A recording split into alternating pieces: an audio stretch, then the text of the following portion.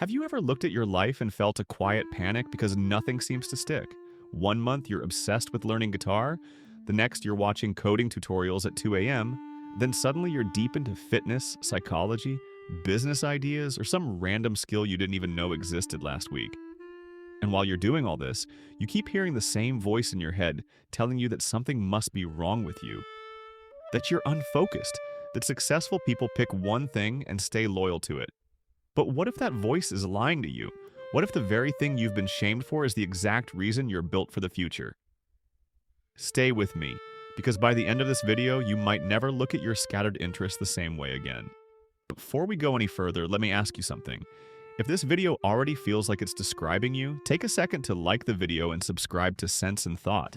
It tells the algorithm to show this kind of deep psychology content to more people like you.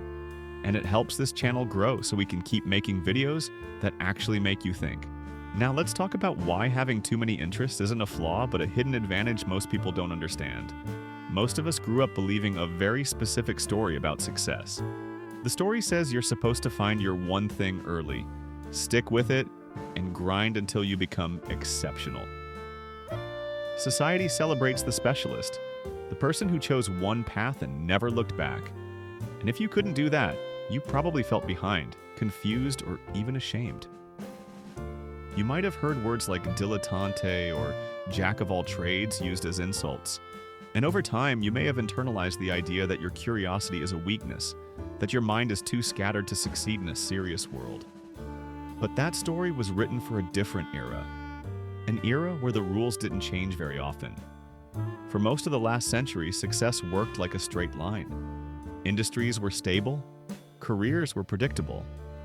If you mastered one skill deeply enough, it could carry you for decades. That world rewarded people who dug one very deep hole. But the world you're living in now doesn't work like that anymore, and on some level, your brain already knows this. The modern world is unpredictable. Technology shifts fast. Entire jobs disappear. New ones are invented overnight. Skills that were valuable 5 years ago can suddenly feel outdated. Psychologists call this a wicked environment, meaning the rules keep changing while you're still playing the game. In a world like this, extreme specialization can actually be fragile. If your entire identity and income depend on one narrow skill, any sudden change can leave you stuck, scared, or obsolete. This is where people with many interests come in. While others are trying to force themselves into a single lane, you naturally drift. You explore, you experiment. You gather experiences from completely different worlds. To outsiders, it looks messy. It looks like inconsistency. But under the surface, something much smarter is happening. You're building a mind that's designed for adaptation. Psychology has a term for this kind of thinking. It's called far transfer. Most specialists rely on near transfer, which means they solve new problems using tools they've already used in very similar situations. That works well in stable environments, but far transfer is different.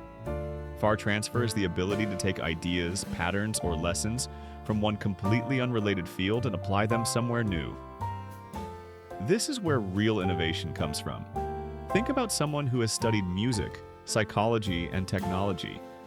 On paper, those things don't seem connected, but music teaches pattern recognition and emotional timing. Psychology teaches human motivation and behavior.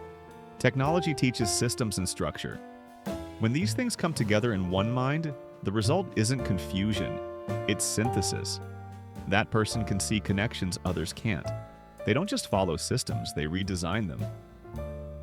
If you've ever felt like an imposter because you're not the best at any one thing, it's because you've been measuring yourself with the wrong ruler. Your value isn't only in depth, it's in integration. You're not meant to outcompete specialists at their own game. You're meant to connect worlds that specialists don't even see. This kind of mind is often described as M-shaped. Instead of having one deep pillar of expertise, you develop several pillars over time. Each pillar represents a season of deep focus.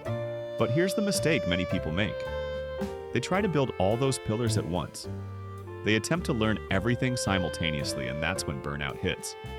Not because they're incapable, but because they're fighting their own design. People who thrive with an M-shaped mind understand something important. Life moves in seasons. You're not supposed to master everything right now. You might spend a few years obsessed with art or music. Then you pivot into a technical skill to support yourself.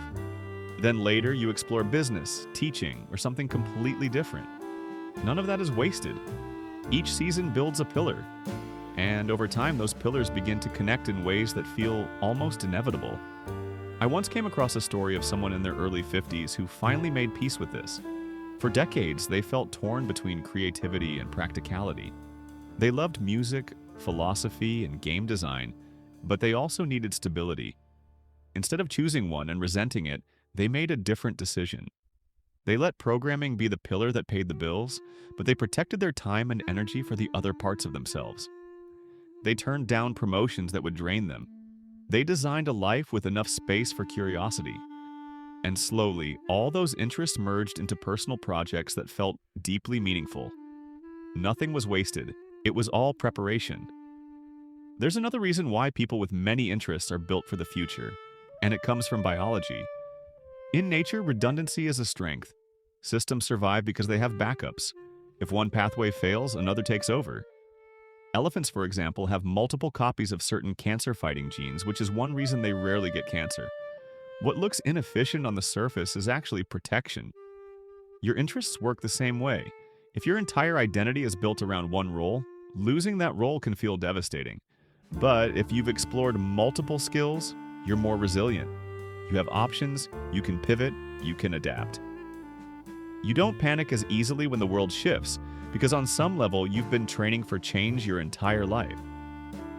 This doesn't mean you should chase everything endlessly without direction. It means you should stop shaming yourself for being curious. The goal isn't to do everything at once. The goal is to let your interests unfold intelligently, one season at a time. To recognize patterns. To notice which combinations excite you. To trust that your mind is organizing more than you think, even when it feels chaotic. If this perspective is starting to click for you, this is a great moment to pause and reflect. Think about the interests you've labeled as unfinished or abandoned. What did each one teach you? What skills, insights, or confidence did you quietly carry forward? You might realize that nothing was random. It was all building towards something you couldn't see yet. This is exactly the kind of thinking we explore here on Sense and Thought. We're not interested in shallow motivation or hustle culture. We're interested in how the mind actually works and how understanding it can change the way you see your life. If you've made it this far, you're already someone who thinks deeper than most. As we come toward the end, I want you to hear this clearly. You were never meant to be just one thing. The future doesn't belong to people who cling tightly to a single identity. It belongs to people who can learn, unlearn, and connect ideas across boundaries. It belongs to people who are comfortable being beginners again, people like you. So instead of apologizing for your curiosity, start honoring it. Instead of rushing to define yourself, allow yourself to evolve. The world ahead will reward those who can adapt, synthesize, and move between worlds with confidence.